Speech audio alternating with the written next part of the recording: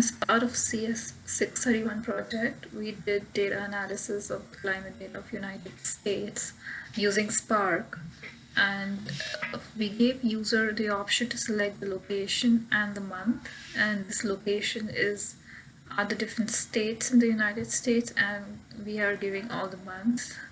Based on the selection, we are showing in the first plot the temperature change of all the stations in that particular location.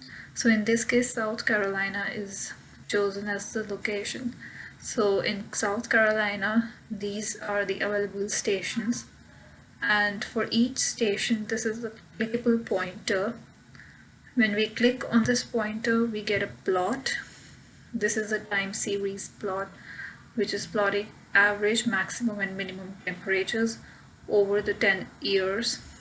And we can see, interestingly, that there is a rise in temperature in 2013, and then there is a sudden dip, and then again in 2017 we can see a rise in temperature.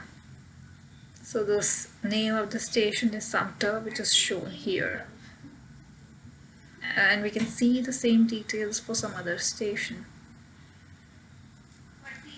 Next, we did visualization for weather fluctuations, and for this we use statistical variance as a parameter to analyze the change in temperature over the years for each of the stations in whole United States.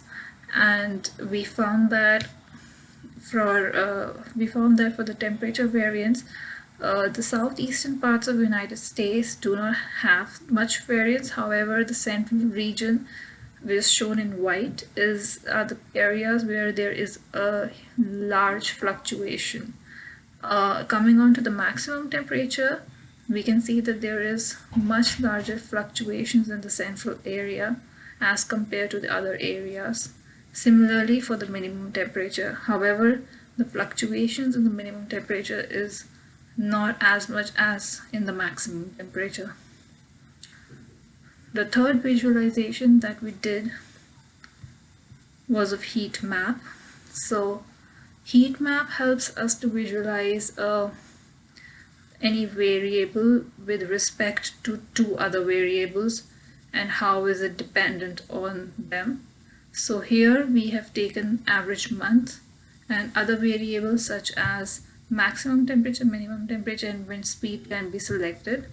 So for average temperature for each of the months in over the 10 years, we can see that the red regions are the ones that have higher temperature, and the blue regions are the ones that have lower temperatures.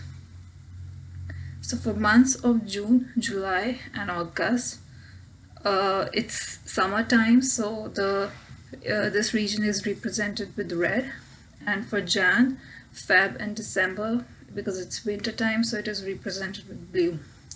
So what interesting analysis that we found was that in the year of 2010, because it's more darker red, so we can say that it was relatively a hotter summer year.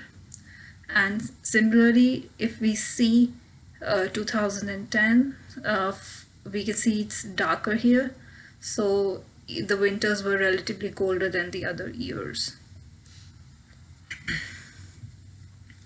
The next plot is the frequency or the count plot for occurrences of various events such as thunderstorm, tornado, rain, fog, and hailstorm.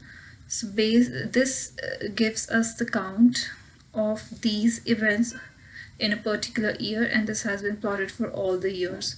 So this helps us to get a trend of these events over the period of 10 years. So if we see here, the thunderstorm is increasing, which is interesting. It is increasing by 20% almost from 2014 to 2015.